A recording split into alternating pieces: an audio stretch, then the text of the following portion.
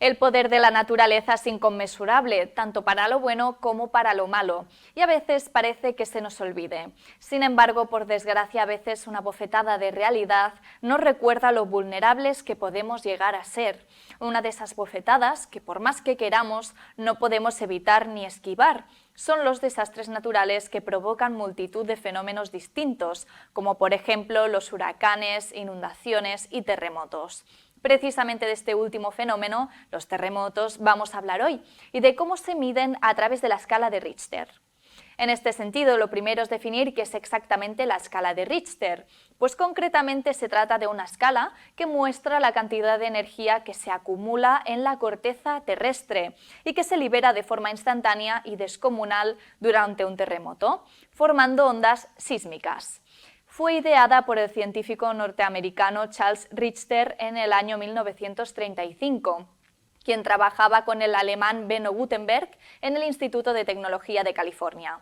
Asimismo, los datos de la escala se obtienen a partir de la medición de estas ondas sísmicas al aplicar una escala logarítmica, de modo que cada unidad de magnitud de Richter corresponde a un aumento de la energía de 32 veces.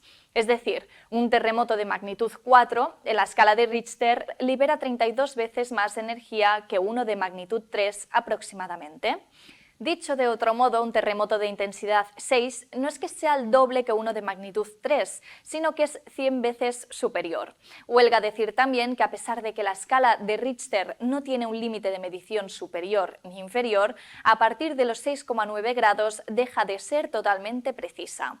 Con respecto a la gravedad de las magnitudes, es posible hacer una valoración aproximada de cuáles son sus efectos. En este sentido, todos aquellos sismos con magnitudes menores a 2 son microsismos imperceptibles. De hecho, se producen alrededor de 8.000 al día. Lo mismo suele suceder con los sismos que llegan hasta 3. Sin embargo, a partir de la magnitud 3, sí comenzarían a sentirse regularmente y por la mayoría de la población de la zona del epicentro. A pesar de esto, rara vez ocasionan daños materiales o personales. Entre la magnitud 4 y 4,99 puede haber un movimiento de objetos ligero y ya se podría empezar a hablar de sismo significativo, pero con poca probabilidad de daños. Un terremoto moderado comenzaría a reconocerse como tal a partir de la magnitud 5, cuando ya pueden empezar a percibirse daños en edificios un tanto endebles. Se considera un terremoto fuerte si su intensidad supera la magnitud 6, ya que pueden destruir áreas de 160 kilómetros, afectando tanto material como personalmente. Entre la magnitud 7 y 7,99 se extendería la zona afectada y los daños podrían multiplicarse. Si un terremoto alcanza una magnitud de 8, se estaría hablando de un cataclismo. Estos sismos pueden ocasionar daños graves en varios cientos de kilómetros alrededor del epicentro. Y finalmente, entre la magnitud 9 y 9,9, los sismos son devastadores, causando miles de muertes y daños materiales en miles de kilómetros. Según el Instituto Geográfico Nacional, ocurren entre 1 y 2 terremotos de esta magnitud cada 20 años.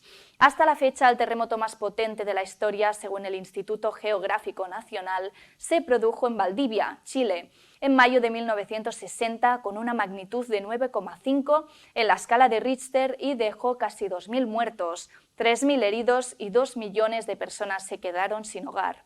Para hacernos una idea del desastre, ese terremoto equivaldría a unas 20.000 bombas de Hiroshima.